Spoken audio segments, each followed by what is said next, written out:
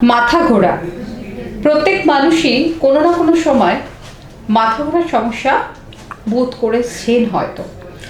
কিন্তু বিষয়টা হচ্ছে যে মাথা আমাদের যখন ঘোরে আমরা তখন ভাবি যে হয়তো আমার প্রেশারের কোনো সমস্যা হয়েছে, অথবা হয়তো আমি দুর্বল, অথবা অন্য কোনো কারণে কানের সমস্যা, এরকম কোনো কারণে হয়তো আমার মাথা ঘুরছে।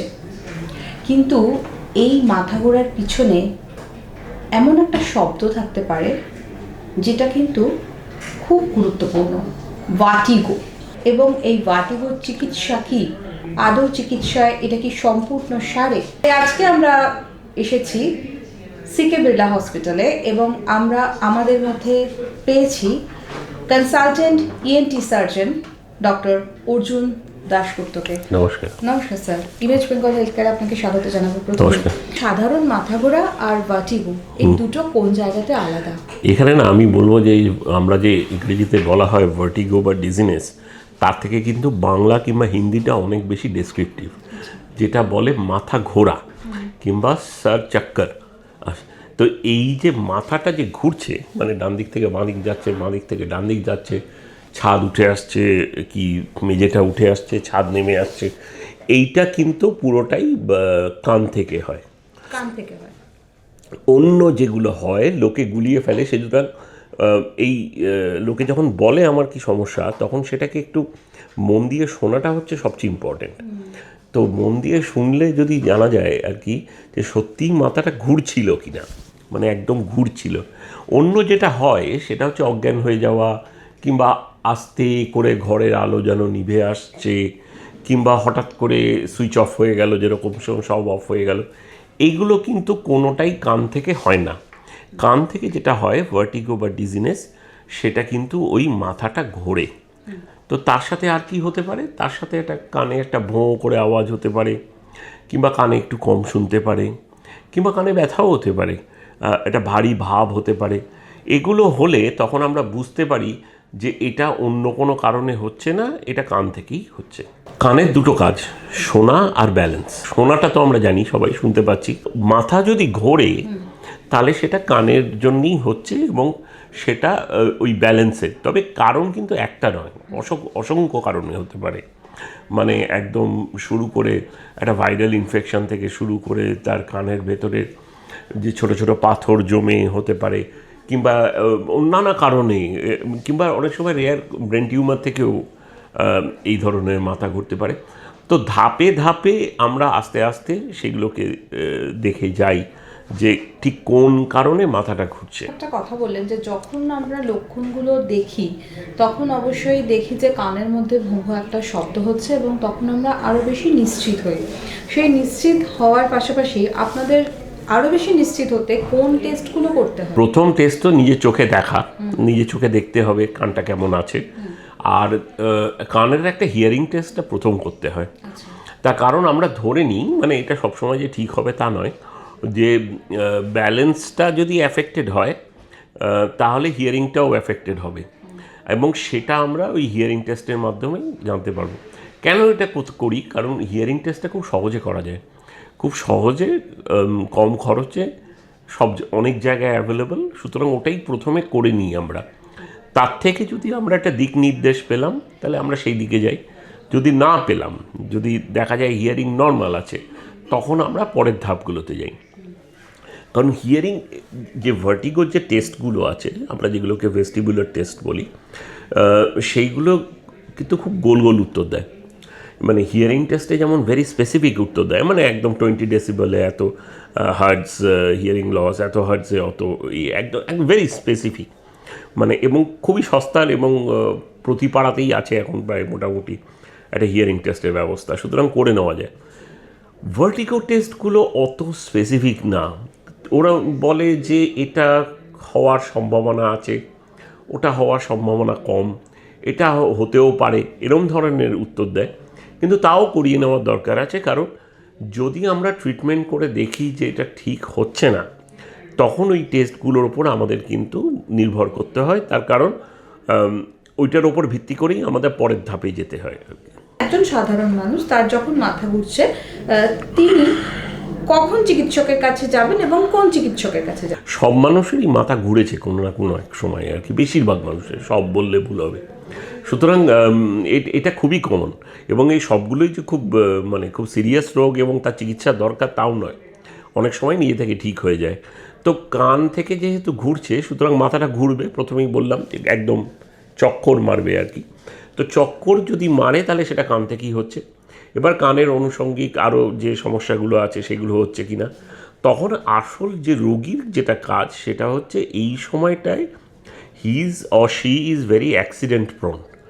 মানে ওই সময়টায় মাথা ঘোরা তো 1-2 মাসের মধ্যে ঠিক হয়ে যাবে, কিন্তু ওই সময় যদি কেউ পড়ে গিয়ে হাড় ভাঙে কি কোমর ভাঙে কি মাথা ভাঙে, তা that will continue for the next 3 years, মানে 3 বছর ভোগাবে। সুতরাং বাথরুমের দরজাটা যেন বন্ধ না করা হয়, ভিজে যেখানে মেঝে আছে সেই জায়গাটা সাবধান, যেখানে কনস্ট্রাকশন হচ্ছে উঁচু নিচু কাজকর্ম চলছে সেখানে সাবধানে।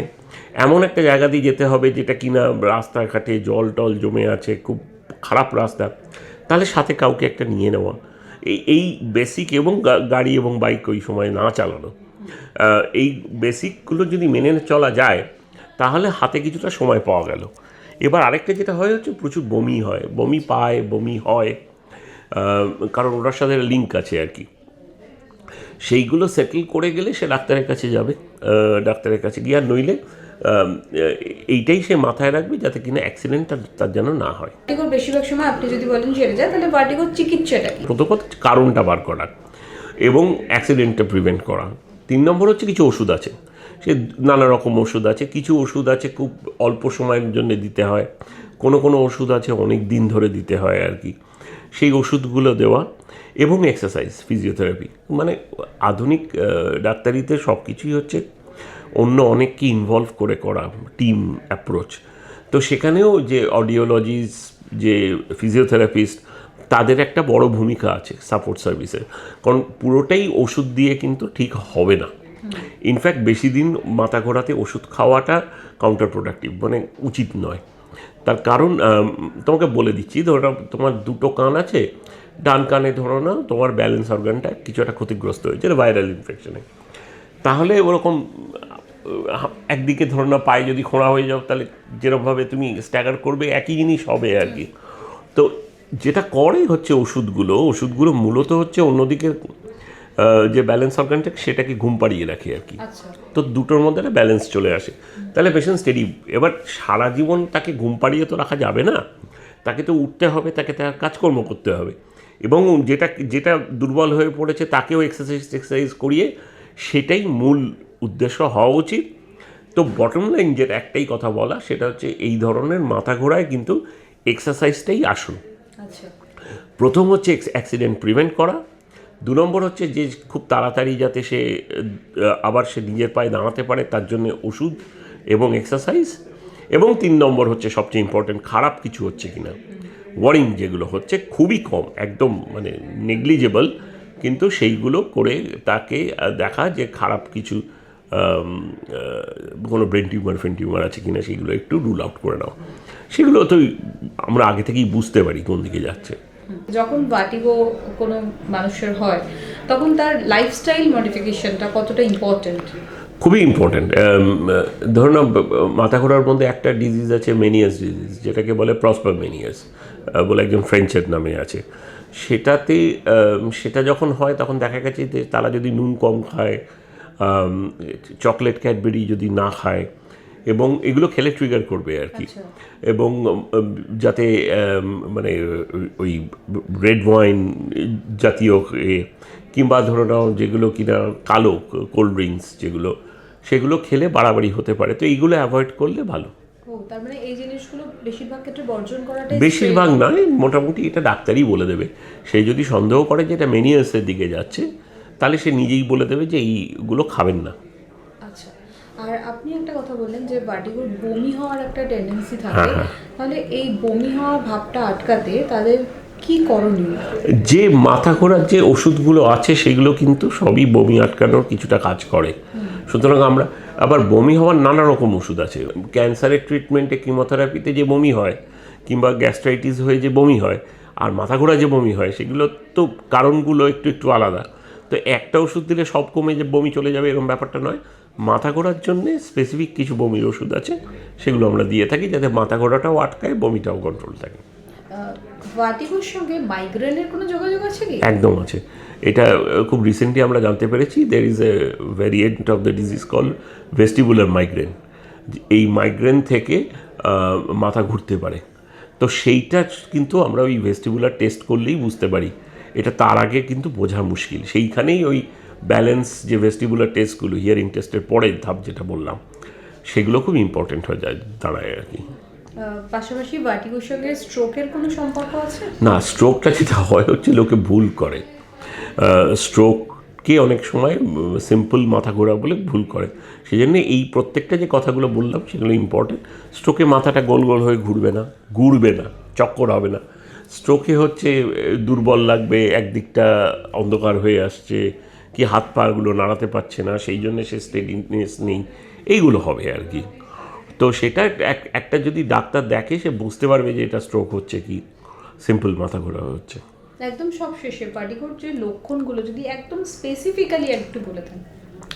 ভার্টিগোর মেন লক্ষণ হচ্ছে মাথা ঘুরছে, আবার যেটা বললাম বাংলায় একদম মাথা ঘুরবে, এবং সে যদি মনে করে যে মাথা ঘুরছে তাহলে এটা কান থেকেই হচ্ছে।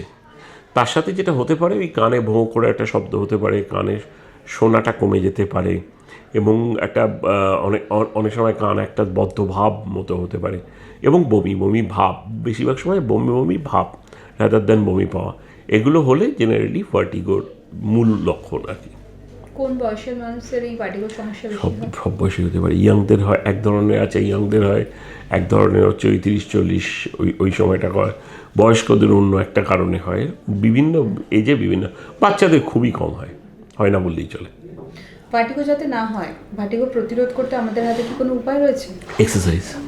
আমাদের ব্যালেন্স, প্রত্যেকটা আমাদের শরীরেরই এক্সারসাইজ দরকার, তেমনি ব্যালেন্স অর্গানেরও এক্সারসাইজ দরকার।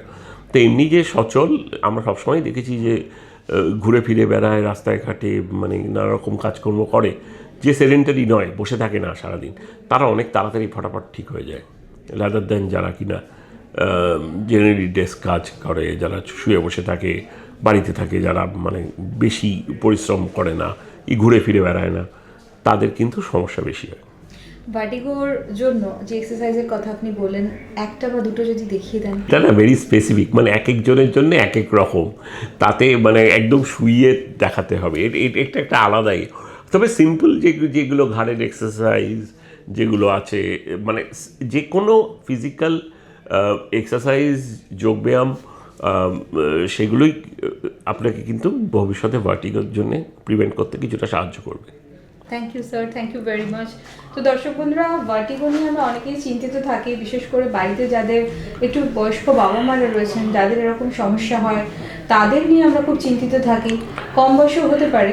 তো ভার্টিগো হলে কিভাবে বুঝবেন সাধারণ মাথা ঘোরার সাথে কোন জায়গায় আলাদা, এবং তার পাশাপাশি কখন ডাক্তারের কাছে যাবেন, কিভাবে চিকিৎসা হবে, এবং কিভাবে এক্সারসাইজের মাধ্যমে, লাইফস্টাইলের মাধ্যমে এ সম্পূর্ণ নিরাময় সম্ভব, সেটা ডাক্তারবাবু খুব সুন্দরভাবে বোঝালেন। এই বিষয় নিয়ে যদি আপনাদের কোনো প্রশ্ন থাকে, অবশ্যই আপনারা কমেন্ট বক্সে এসে সেই প্রশ্ন আমাদের লিখে জানান। সকলে খুব ভালো থাকুন এবং সুস্থ থাকুন। ধন্যবাদ। নমস্কার।